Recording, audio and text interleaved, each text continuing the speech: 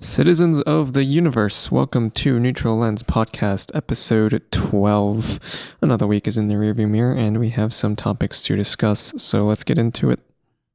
And as always, before we begin, if you guys have any questions you want to answer, topics you want discussed, at Neutral Lens Pod on all socials, I'll get to in a future episode. Alright, topic number 1. So, we have these two 25-year-olds, they're living together, boyfriend, girlfriend.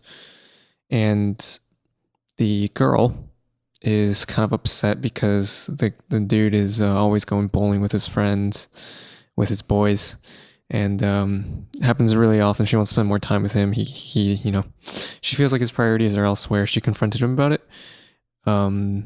It devolved into a whole argument / fight, and now he won't talk to her because she was a little bit mean maybe during the argument and regrets it a little bit. So how does she make it up to him, and how does she get him to talk to her again? So let's talk about the argument first, right? Like, I don't know specifically what happened, but understanding the concepts I think is really important, because you needed to approach or like in the future you need to approach it in a way that's not so accusatory. Because it seems to me that you put him immediately on the defensive, which is going to happen regardless of what you do, I think. But he will be more or less defensive depending on what you say. Like if you're going up to him, hey, I don't like how you're always going bowling without me, then that's going to immediately put him on the defensive. But if you're like, hey, can we talk about how much you're going bowling? I want to, spend more time with you, blah, blah, blah. Something like that, where it's still going to make him feel like, oh, you're accusing me of not spending time with you. But it's going to be less so, if that makes sense. Like he's going to react defensively no matter what. But if you just stay calm, kind of like just talk it out. Don't raise your voice at him if he raises his voice at you. Just sweet talk him a little bit. I think boys are pretty simple. Just pamper him a little bit, I guess, so to speak. Just, or like just say nice things to him. And don't try and be aggressive or accusatory in any way. Like I wouldn't bring him drinks while having this conversation or anything like that, but I would just, be nice. Be nice. And as for the part where you need to make it up to him, now that this fight has already happened, you need to initiate the conversation. Obviously, you can't just wait for him to say something to you because, if you're the one who kind of made him upset and you're the one who kind of confronted this whole thing in the first place, he's waiting on you to apologize for what you just did. If that makes sense. Like, considering the fact that you're still living together, and he hasn't like done anything to ask you to move out, or maybe he's left or whatever it is, that's a good sign that he hasn't completely given up. It would be a really bad sign if he did, because that argument would have been really bad. But take that as like a positive, even if it's just a small thing. He's just upset at you. It doesn't mean he wants to give up on the relationship. It's nothing like that. He's just kind of upset with you right now. But yeah, like what does he like? Does he like food, specific kinds of food, specific kinds of drinks? What kind of physical intimacy does he enjoy? Does he like it when you say or do certain things? Like I wouldn't go all out and try and like, seduce him or something like that. That's weird. But if you can just like psychologically play into his soft side a little bit by kind of doing some of the things that he likes or really enjoys, it just kind of it kind of softens them up a little bit, I think, especially with boys. You can like, I mean, it's a meme, but it's true. Like, girls could do anything and boys will fall for it. You know what I mean? But like in a relationship, it's a little bit different, but it's still kind of the same. Where boys are very simple, and if you just kind of do the things that he wants to do, he'll be more likely to give in to you. It's the same for girls, I think, as well, but it's a little bit more complicated than that. And don't be afraid to just admit your mistakes. If you come out and say, hey, I'm sorry, I was wrong about this, and I shouldn't have approached it like this, that's also going to get him, hopefully, to open up more to say, yeah, I'm sorry about always doing this. I should be spending more time with you, and I will. And then you find a compromise, or like, things work out, and just let him speak, like don't cut him off. That's the big thing. Is like, if you guys still have a disagreement over whatever it is, I wouldn't be in a position where you're trying to cut him off, or you're trying to be like, okay, yeah, but wait until he's finished, let him air out his thoughts, and then ask him to do the same for you, and things like that. And again, like, be gentle with him in this situation. Like if you're soft, he's going to soften. If you're trying to play hardball, he will also do the same. You're going to put him on the defensive, and it's going to turn into another argument. And hopefully, love should take care of the rest. If you guys are in a good spot with a relationship, love should help you guys make up. You want things to work out so well. Okay. Next thing I want to talk about is the fact that I feel like for a lot of people, they try and be too perfect when it comes to, like, again, sports is a good example, but just anything in general, like that you want to get good at, you want to get better at. I feel like people are just trying to be too perfect. And I'll explain what I mean. It's not even like trying to be too perfect by spending too much time on details that don't matter, losing sight of the big picture. Like I don't mean stuff like that, but I just mean perfect can sometimes be just simply too difficult if you're not already like at an elite level, and being more imperfect might actually lead to better results for you in the short term, and then you can kind of adjust it as you get better at the things that you need to get better at to play quote unquote perfectly, if it's like a sport or do whatever it is. For example, let's talk about chess, right? Like in chess, maybe there is a perfect 4 to 5 move combination that will work out, but maybe you can't seem to figure out all the moves in that 4 to 5 move combo, so you only play 4 out of the 5, and that can lead you to an even worse position, or it puts you in a complicated position that like the computer engine for chess thinks is really good, but you can't take advantage of it as a human, especially at the skill level that you're at. So you end up like being in a worse position technically, or even losing the game because of it. Whereas if you chose a line or a combination that was more straightforward for you and that you could understand, then despite the computer or the engine maybe thinking that it's not that good of a move, at that skill level, or like practically speaking, it leads to a very good position for you and you end up winning the game. So, or like American football, for example, like if you have this perfect play and you're trying to get all these things to line up offensively, defensively, everyone's going to be assignment perfect and things like that, then you could end up in a situation where like if one thing goes wrong, the whole play falls apart. That's not necessarily a good idea because it's not going to be consistent. But if you have something that maybe has a couple of flaws, but is super consistent and is easy to pull off, then as long as you take care of those couple of flaws, or like, the defense doesn't just line up in the perfect whatever it's called, formation, then you're going to be totally fine. So it's just like,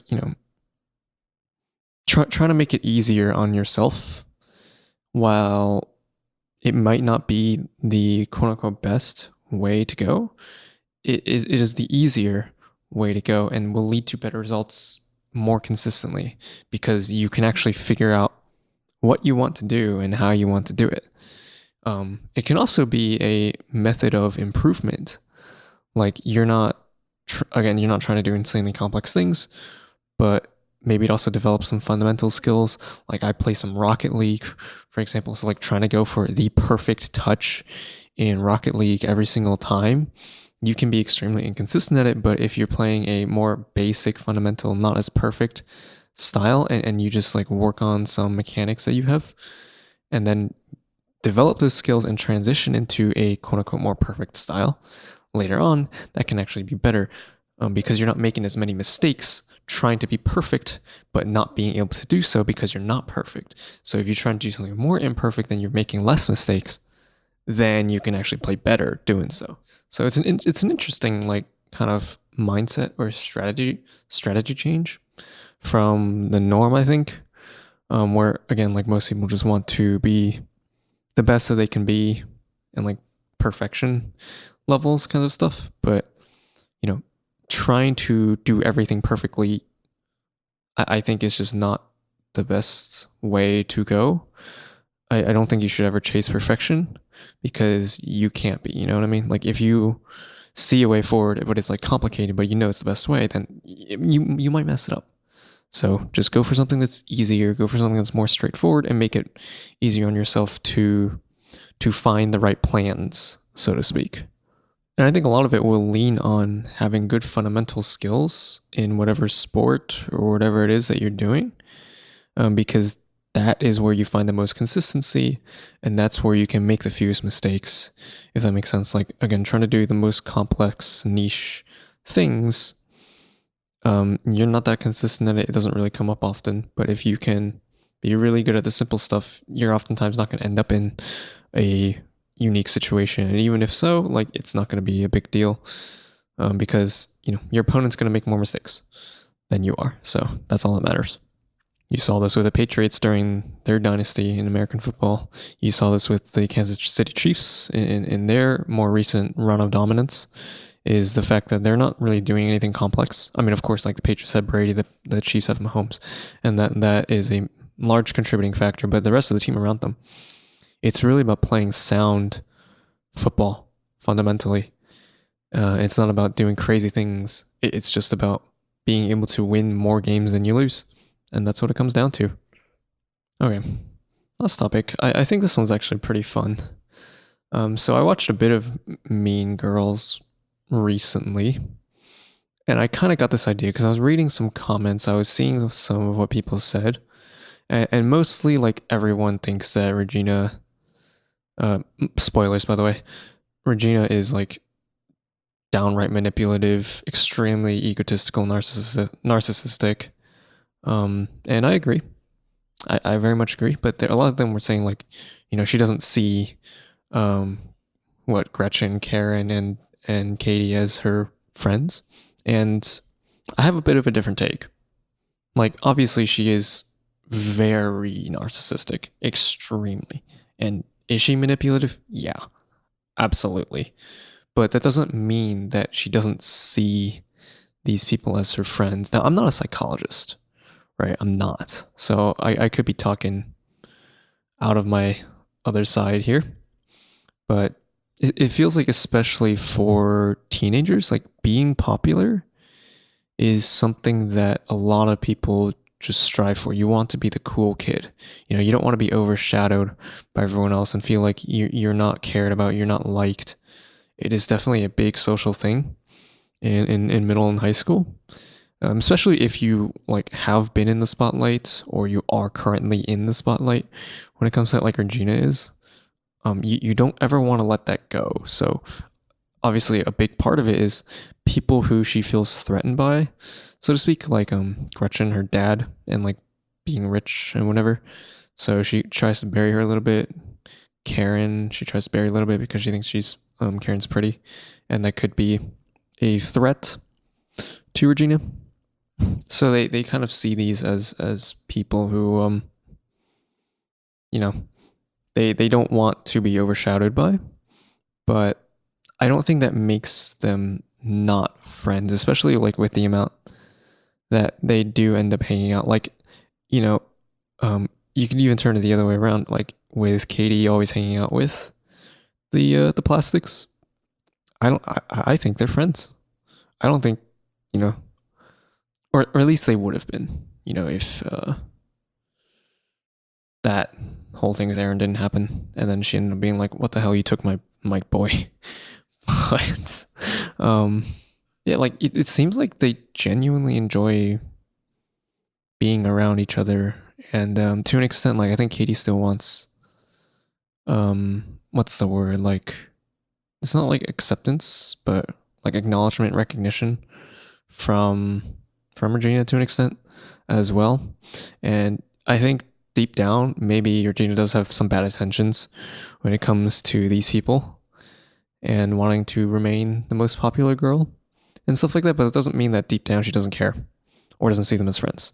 And you see it with Regina does take Katie's advice with the calcium bars, and she just trusts her and whatnot. And I don't think you really do that without at least somewhat thinking of her as a friend. Of course, everyone's definition of friend can be a little bit different. But yeah, I do think for Regina that she does see them as friends, even if what she's really trying to do is potentially manipulate or force them to do things that are not exactly the best for them, for her own sake, that doesn't mean that she is friendless. You know what I mean? It's really difficult to explain. I think but yeah, like, just because you're mean to them doesn't mean you don't see them as friends. Like, everyone's mean to their friends every now and then, but also, like, there's sometimes you just kind of don't realize what you're doing is extremely hurtful to other people. Like, that happens, especially when you're younger and you're naive. Maybe you do see them as friends, but you don't want to see them succeed more than you, so you kind of bury them a little bit, but they're still your friends. You know, you still trust them, you still like them, you still want to hang out with them. You just don't want to see them do better than you. I guess it's not acceptable behavior, of course. It's not something that should be encouraged. It's not something that should be okay to an extent. But I think what my actual point is just trying to understand why it actually happens and why she's doing that. Kind of like where it's originating from, this sort of mindset, so to speak. But it's like she's not. I don't think that Regina just sees all these people around her, like the plastics, as enemies. I think she legitimately sees them as friends. But it's just that she's also a narcissist at the same time, and very manipulative, and talks down to them. It's like a mixed bag to an extent, but yeah. All right, I think I will call it there for episode 12. Thank you guys for listening as always, and I'll see you next week.